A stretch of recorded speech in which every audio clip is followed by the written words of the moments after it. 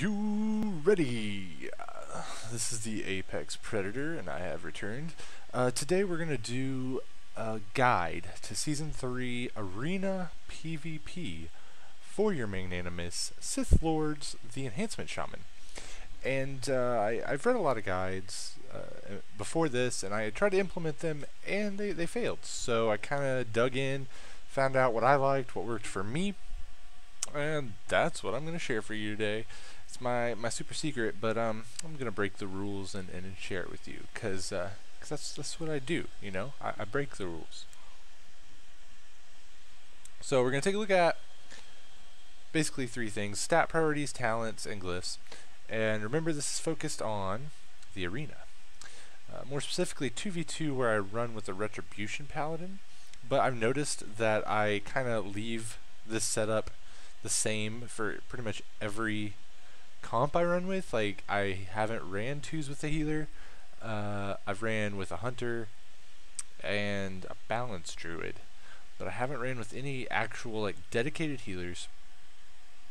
And I still like this setup. It's not like I feel like it changes much, and that's what we're gonna get into. First, we're gonna get into stat priorities. Right? Basically, your number one stat is versatility, because it increases damage and healing, and then decreases damage taken. So it's a master stat. It's almost like resilience back in the Burning Crusade. You know, like a sweet Season 1 Burning Crusade transmog there. Yeah. But basically, yeah, some guides say stack haste mastery, right? Because it's kind of like some of our gear is even like haste mastery where it is. And I tried that, and outside PvP, I got up to about 80% mastery, so it was almost like 100% bonus damage in PvP. And since I re-itemized, I haven't completely re-itemized, but since I've started to drop down to about 66, I'm about 13%. So I mean, if you round those off, I'm at about the same amount of bonus damage on my Fire, Frost, and Nature damage as I was before. But now my other damage is now increased by 13%. That's really the power of versatility, is that like your mastery is great because you get such a good return on it. Like I only have 2700 mastery, but I get like 50% off that, whereas like I have 1700 mastery or 1700 versatility, and I'm only getting 13% off that. So there's a better return on investment when it comes to mastery, but overall, like, that trade-off has netted me about the same damage on those sources, and it just increased the damage and healing because of versatility. So versatility is by far the master stat. I have it on my enchants, so I highly recommend that. Versatility, then mastery, because we get such a good return on it. Haste, in that order, and then crit, and then multi-strike. But pretty much just versatility, mastery, haste. Like, those are your stats. That's what you should focus your itemization on. That's what works the best. Because the reason haste is still really good, it's not really even because of attack speed. Because if you go in here and you look, the flurry passive, melee haste lowers the cooldown and global cooldown of Storm Strike, Lava Lash, Shocks, Unleash Elements, and Fire Nova. So it's also cooldown reduction, which is nice. So definitely you want that stat. Moving on to talents, you're going to see a pretty standard Enhancement Shaman setup down to about the 90 bracket.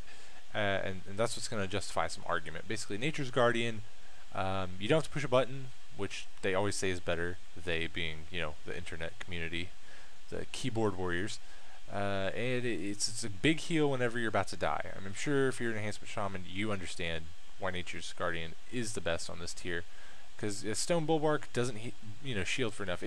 If like hypothetically, if they made Stone Bulwark have a better shield, like, they don't even have to make the numbers just better, make it scale with your mastery or something.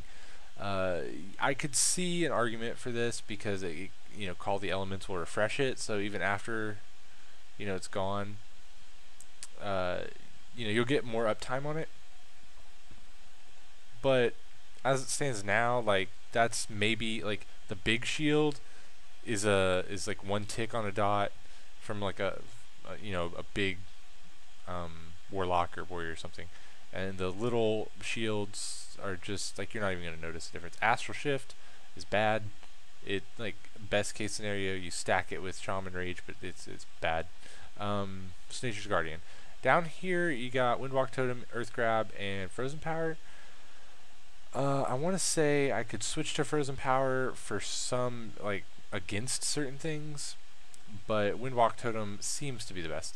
The problem really that I have with this is that it's only for 6 seconds, so you don't really feel like it's an immunity the way, like, say Hand of Freedom is for a Paladin, because Hand of Freedom stays on you. Windwalk Totem's 40-yard radius, which is pretty good, but it really just feels like it pops you out of the slows and roots, and then, you know, because the classes that are going to try to slow you and root you are also going to try to kite you. So you're not just going to be able to stand in your Windwalk Totem and just be like, ha, you can't slow me, because they'll just run away and hide behind the pillar. So I feel like I have to have it, but I wish it was better. That's why maybe Frozen Power will be, like, I might play around with that and make videos later telling you guys how it goes. It might end up being better because, like, it's all about sticking to your target. So if I can just keep them from running away once they slow me, it might not be such a big deal. And that roots them for 5 seconds every 6 seconds, less than that now that I've got more haste. I have to change my keybinds a little bit, but if I go Frozen Power and I like it, I'll start running that. You know, just keeping them there for 5 seconds instead of freeing myself for 6 seconds. They can't really kite as effectively, I don't think. So yeah, Windwalk Totem. Call the Elements, straight up the best on this one. I don't really feel like there's a good argument. Totemic Persistence is interesting, and then it's not, because you can't do fire totems. And, like, honestly, if we can't have more than one fire totem, what use are we really getting out of this? You know, like, I mean, water totems, okay, Healing Stream. What's my other water totem? Yeah, that's what I thought. Like, air totems would be interesting, because you can have, you know, Cap Totem, Grounding Totem, Windwalk Totem. You know, you can have all those out theoretically, but I mean, yeah, it's kind of cute. You know, it's kind of adorable, but not really good. I don't really see where, like, having that out is going to help me kill anything. You know, it's like I've never been like, oh, I need a Cap Totem hit them here, but I got a Windwalk right now. Like, mainly because Cap Totem's so bad. But yeah, so Totemic Persistence is bad.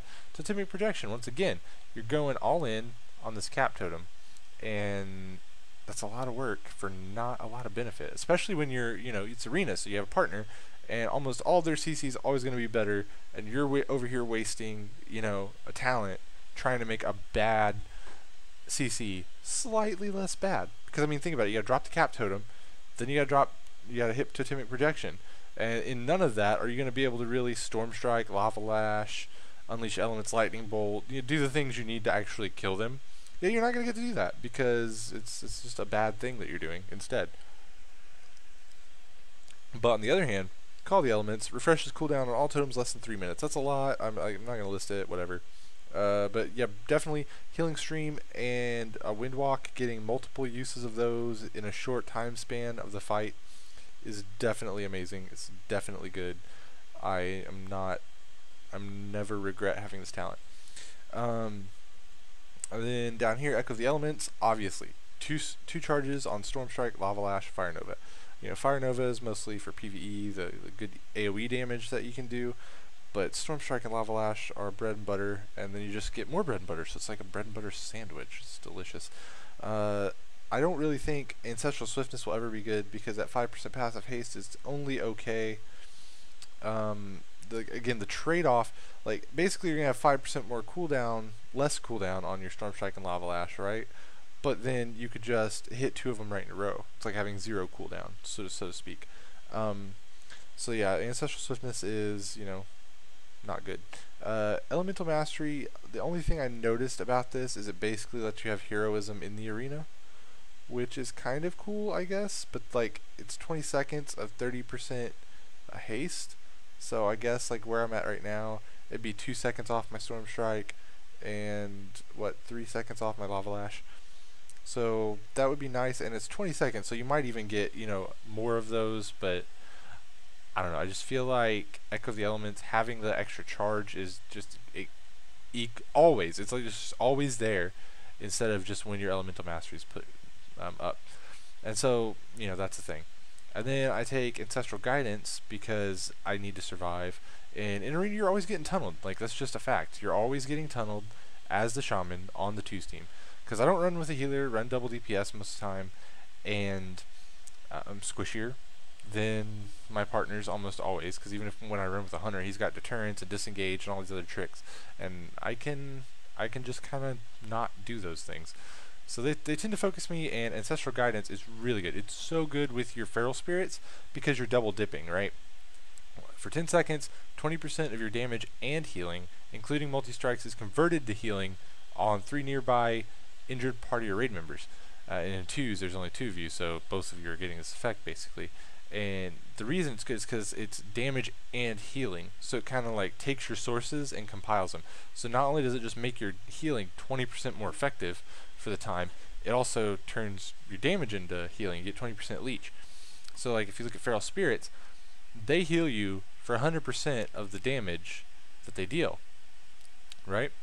So basically that healing, that source of healing, the Feral Spirits, is healing you 20% more. Then the damage they're dealing is healing you from Ancestral Guidance.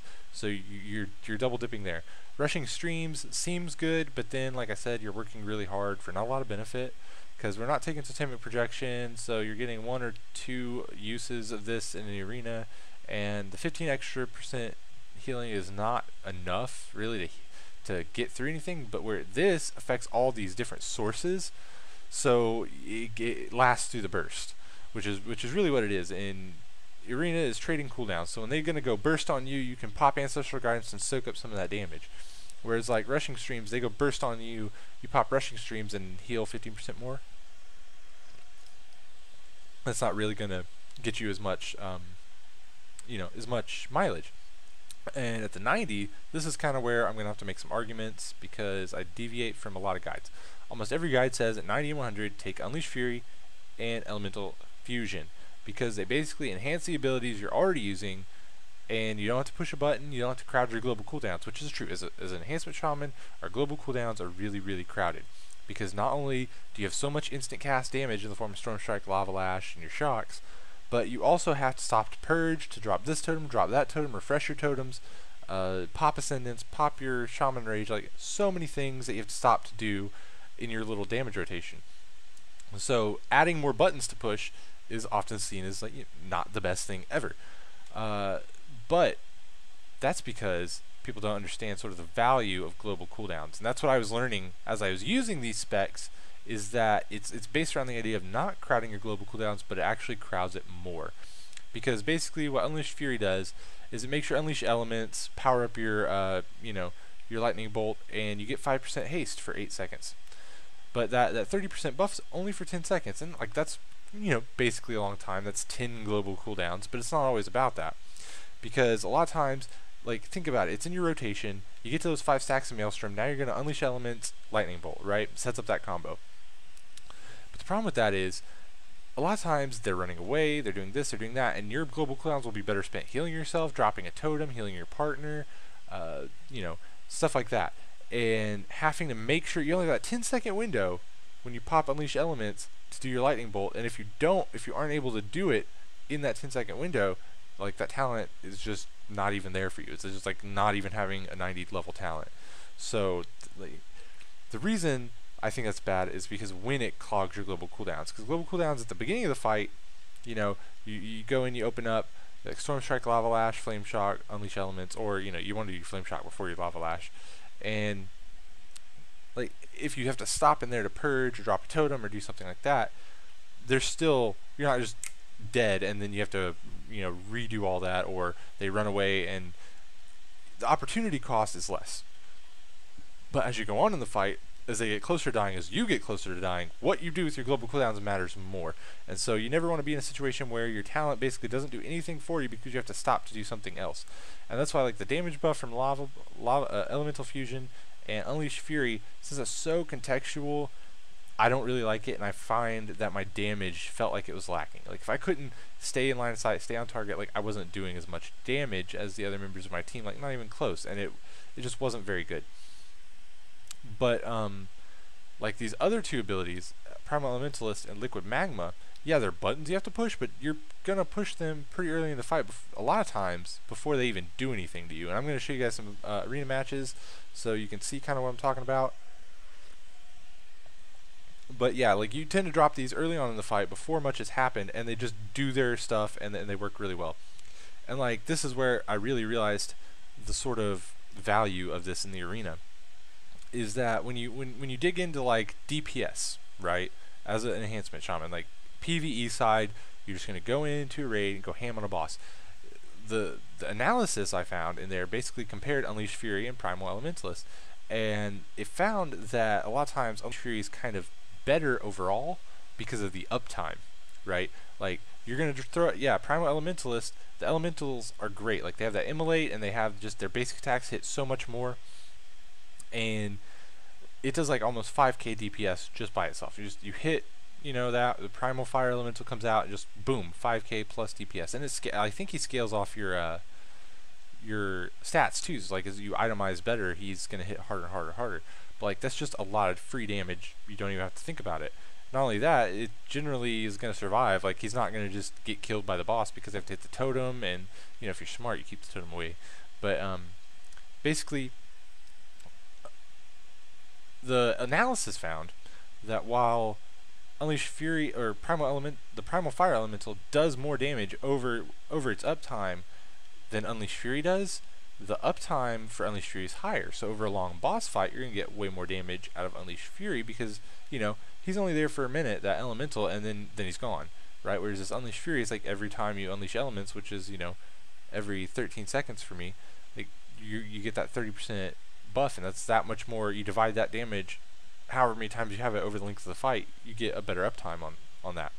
But here's the thing, in the arena, you have almost 100% uptime on your fire elemental, right?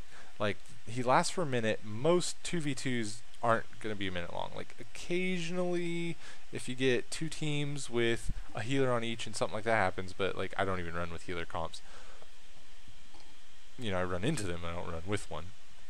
And like every time you go back into the arena, that cooldown's refreshed. So you almost have 100% uptime on Primal Elementalist in the arena. So with that said, if the only thing that separates these is uptime, and Primal Elementalist is better when it's up, you should take Primal Elementalist. It is so much better. Ever since I switched here, I had these two, Unleashed Fury and Elemental Fusion. I switched to Primal Elementalist, and it was doing so much more damage. And then I started thinking about it, and I saw one guy who's using Liquid Magma, so I tried that out, and it just, that's when I was like, yes, that is a spec. Because like I said, your cooldowns become more valuable as the game progresses. So popping, you know, 2 global cooldowns early on when everybody else is kind of setting up, you know, it's not going to throw you off as much as having to not purge or not throw your Shaman Rage because, or no, like you throw your Shaman Rage because you're stunned or whatever, and then you lose this Unleashed Fury and Elemental Fusion buff because they wear off because you can't always just do what you want in the exact order you want in the arena, right? That's another thing. When you're getting tunneled and you pop your Shaman Rage and you're sitting there and you're just chilling because they're focusing you and you can't do anything, if you drop these out already, like the Liquid Magma and the Primal Elementalist, that's just going to keep doing damage. Like you don't even have to worry about it. You can go on vacation, you can you know, whatever, and that elemental is just going to go ham, and the Liquid Magma balls are just going to go ham too. So that's really why I like the spec. I'm toying around with Storm Elemental being as like, you know, better wolves, but you can't really pop Storm Elemental and Fire Elemental. Like, Fire Elemental is just better. So yeah, definitely take Primal Elementalist and Liquid Magma. So that covers our stat priorities and our talents. Now we're gonna go glyphs. Again, this is where I kind of deviate from a lot of the guides because it wasn't working for me so well, and maybe that's because I run no healer in 2s. But you know, so be it. Basically, starting off, Glyph of Frostburn Weapon, and as you Enhancement Shamans know, staying on your target. That's the name of the game. Name of the game. Stay on your target, getting those Maelstrom stacks, getting those heals, getting those instant cast lightning bolts, and you know, just killing them, hitting them with stuff. So Glyph of Frostburn Weapon, all your offhand attacks slow them. So basically, it adds 50% slow to your Lava Lash, and you know, like bring it up.